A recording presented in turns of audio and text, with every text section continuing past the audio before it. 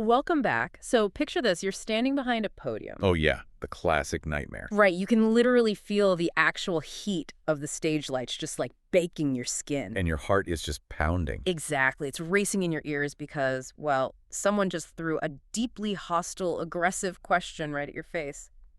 So today we are answering the question, how do candidates stay calm in debates? It is such an important question to dig into. It really is. And to figure that out, the mission of this deep dive is to explore resources from the Faith Flow campaign series to find out exactly how to maintain peace under fire. You know, we really have to start by dismantling a pretty pervasive lie. Oh, the idea that you have to just like totally crush your opponent. Exactly. There's this huge cultural obsession right now that debates are all about getting that perfect viral mic drop moment. Right, engineering the perfect soundbite. Yeah, but the reality is that in these really high-stakes environments, public speaking is actually a moment of witness. A moment of witness. I really Yeah. like that phrasing. Yeah, because voters remember your composure.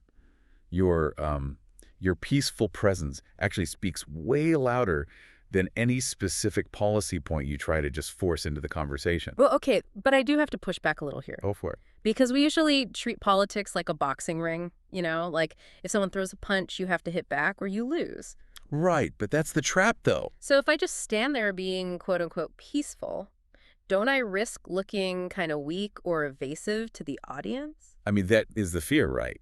You're assuming the stage is a boxing ring. But what if it's actually a mirror? A mirror. Yeah, like in a boxing ring, the goal is to hit the other person. Mm-hmm. But a mirror just shows the audience who you are under pressure. Oh, wow. That completely changes the dynamic. Right, so if someone throws a punch and you flinch, or you get defensive or lash out, the mirror reflects panic. But if you just absorb it. If you absorb it and stay steady, the mirror reflects a leader.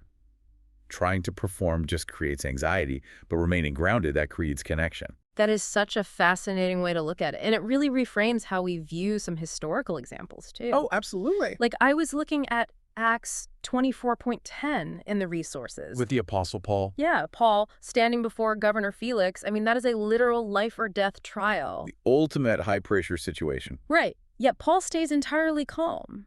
He doesn't rely on being clever or, combative. He relies on a steady spirit.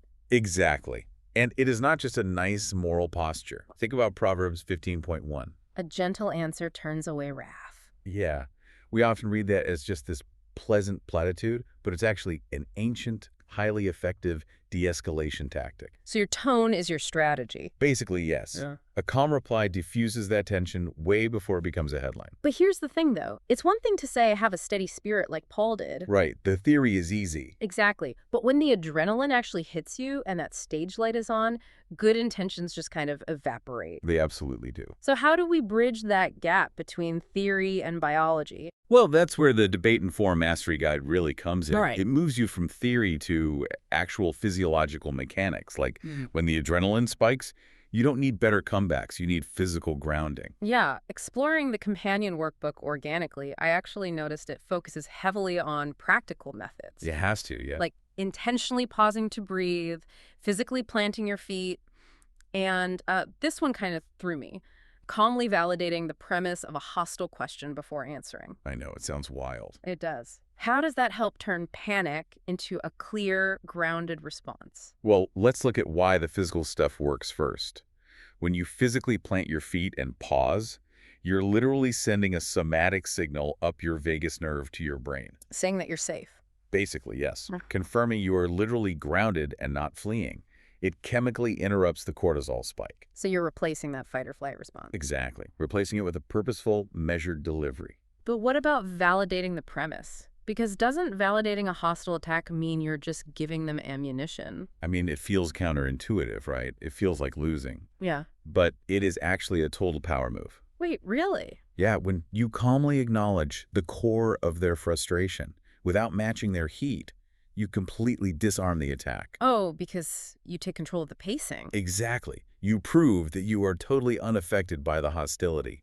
It makes their aggression look erratic, while you look entirely reasonable. Wow, you literally turn panic into peace. It makes me wonder about the broader implications of all this. You really do.